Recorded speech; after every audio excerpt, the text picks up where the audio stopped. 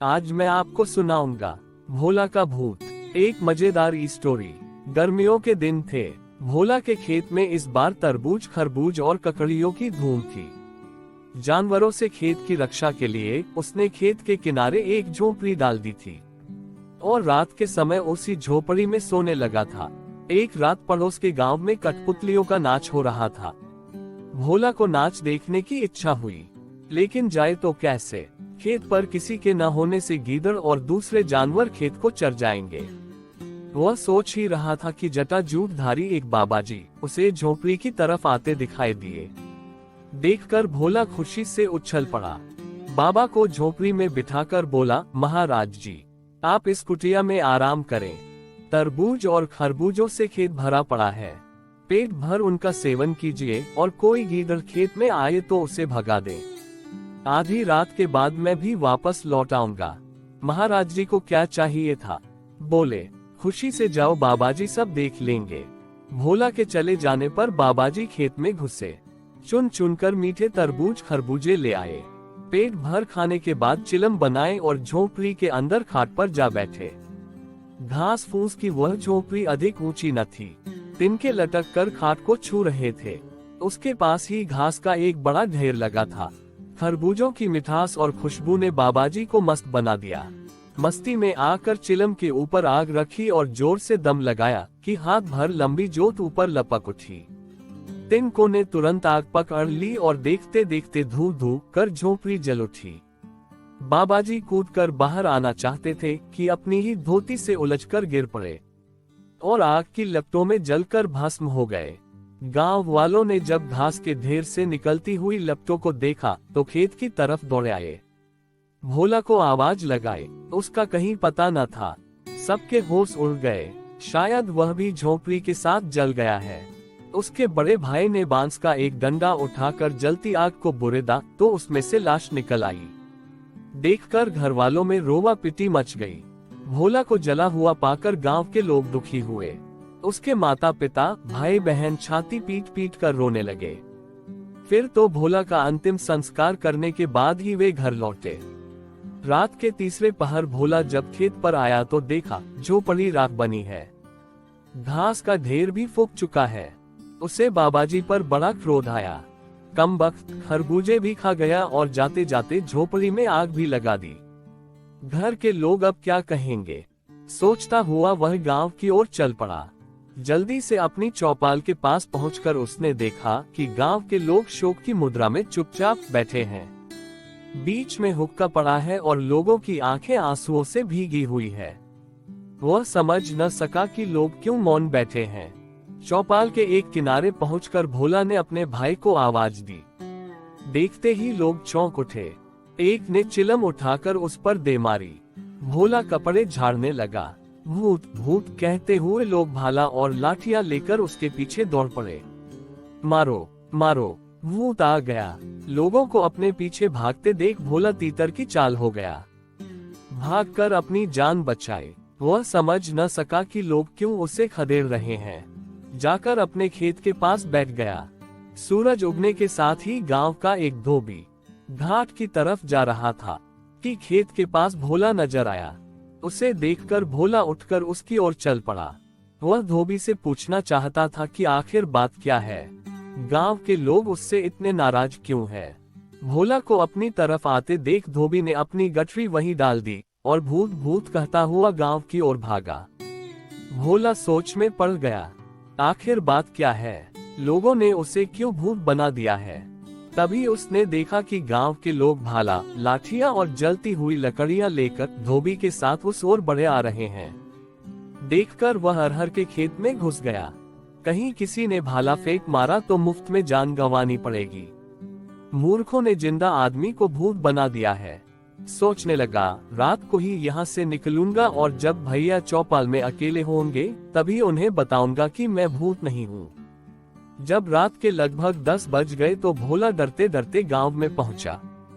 कोई देख न ले, छिपता छिपाता वह चौपाल के किनारे नीम की आड़ में खड़ा हो गया। मौका पाते ही भैया से बोला, भैया डरना नहीं, मैं भूत नहीं हूँ। सुनते ही भैया इतनी जोर से चीखा कि गांव वालों की नींद खुल गई। लोग आकर इकट्ठे हो गए। देखकर भोला डर गया। सोचा भागने में ही भलाई है। वह तेजी से भाग खड़ा हुआ। गांव के कुत्तों ने दूर तक उसका पीछा किया, किंतु अरहर के खेत में घुस जाने के कारण उसकी जान बच गई। पूरे गांव में दहशत छा गई। लोग परेशान हो उठे। कमबख्त स्वयं तो मरा, दूसरों के लिए मुसीबत बन गया है। भूत के डर से लोगों ने अपने कामकाज छोड़ दिए।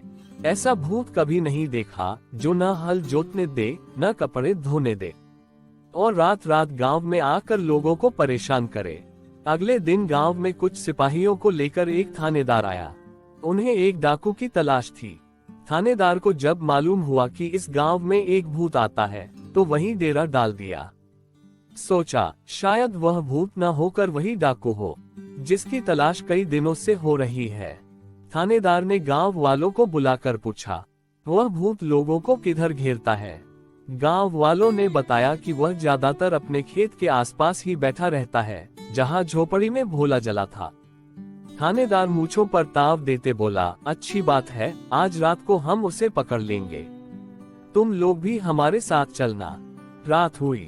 चारों तरफ जब घना अंधेरा छा गया, तो गांव के लोग थानेदार और सिपाहियों के साथ उस जगह जा पहुंचे। खेत पर जाकर थानेदार घोड़े से उतर गया। अपनी सुरक्षा के लिए सिपाहियों ने 2 खूंटे जमीन में गाड़कर घोड़े की पिछली टांग उनसे बांध दी, ताकि वह कहीं भाग न जाए। अब वे लोग भूत की तलाश करने लगे। भोला अपने खेत के किनारे लेटा हुआ था। लोगों को अपनी ओर आते देख वह उठ बैठा। सोचा पता नहीं अब कौन सी आफत आएगी। जी में आया अरहर के खेत में जा छिपे, लेकिन उसने ऐसा नहीं किया। कब तक लोगों से छिप छिप कर अपनी जान को जोखिम में डालकर रखना है? इससे अच्छा कि खुलकर सामने जाया जाए। वह उठ खड़ा हुआ और जोर जोर से चिल्लाता हुआ उनकी ओर दौड़ा। लो, मुझे मार डालो, मैं भूत हूँ, जिंदा भूत। आओ मुझे पकड़ लो, पकड़ो पकड़ो। अंधेरी रात में भोला की आवाज दूर दूर तक गूंज उठी। सुना तो गांव वालों की हिम्मत टूट गई। वे भाला, लाठियां और मशाल वहीं छोड़कर भाग खड़े हुए। सिपाहियों में भगदड़ मच गई। थानेदार कूदकर घोड़े पर जा सवार हुआ। घोड़े को एड़ लगाए, किंतु घोड़ा उछल उछल कर वहीं रह जाता। देखकर थानेदार की घीघी बंध गई। वह समझा कि भूत ने उसके पिछले पांव जकड़ लिए हैं, जिसके कारण घोड़ा भागने में असमर्थ है। थानेदार वहीं बेहोश हो गया। अगले दिन गांव में खबर फैल गई कि भूत ने कमाल ही कर दिया। थानेदार के घोड़े तक को जकड़ दिया है। अब उससे छुटकारा पाने का एक ही उपाय है कि उसकी मनौती की जाए। 13वीं करने के बाद प्रेत आत्माएं शांत हो जाती हैं। शाम को सारे गांव वालों ने मनौती की। टोकरी भर मिठाई खेत में रख आए। भोला उस समय अरहर के खेत में छिपा सुन रहा था। उसका भाई हाथ जोड़कर जोर शोर से कह रहा था, भैया तू चला गया, लेकिन इस गांव के लोगों को माफ कर दे। इन लोगों ने तेरा क्या बिगाड़ा है कि तू इन्हें दुख दे रहा है? 13वीं के दिन हम लोग मिलकर तेरी पूजा करेंगे।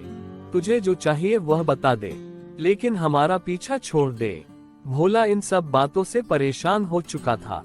उसने सोचा क्यों न 13वीं के दिन मैं भी वहां पहुंच जाऊं। जाकर देखूंगा कि कौन कौन 13वीं में आया है। जो मेहमान उस दिन नहीं आएगा, उसी के घर जाकर अपनी विपद सुनाऊंगा। उसे बताऊंगा कि मैं भोला हूँ, मैं मरा नहीं हूँ। मेरी जगह एक बाबाजी उस झोपड़ी में जल गए थे। 13वीं के पहले आधी रात के बाद भोला चौपाल के घने नीम पर जा चढ़ा। उसी नीम की छात्र में मृतक के क्रियाकर्म के बाद मेहमानों को भोजन कराया जाने लगा। तरह तरह के पकवान परोसे जाने लगे। देखकर भोला के मुंह में पानी भर आया, लेकिन वह पेट पकड़कर चुपचाप बैठा रहा। उसने देखा सभी लोग दावत उड़ाने आए हैं, केवल उसकी छोटी लड़की के ससुर नहीं हैं। रात को जब सभी सो गए, तो वह भी नींद से उतर आया और अपने समधी के गांव की ओर चल पड़ा। सवेरा होने तक वह समधी के पास पहुंच गया और अपनी कहानी उससे सुना दी। सुनकर समधी ने भोला की आवभगत की, खाना खिला पिलाकर अपना तांगा तैयार करवाया और भोला को लेकर उसके गांव पहुंचा।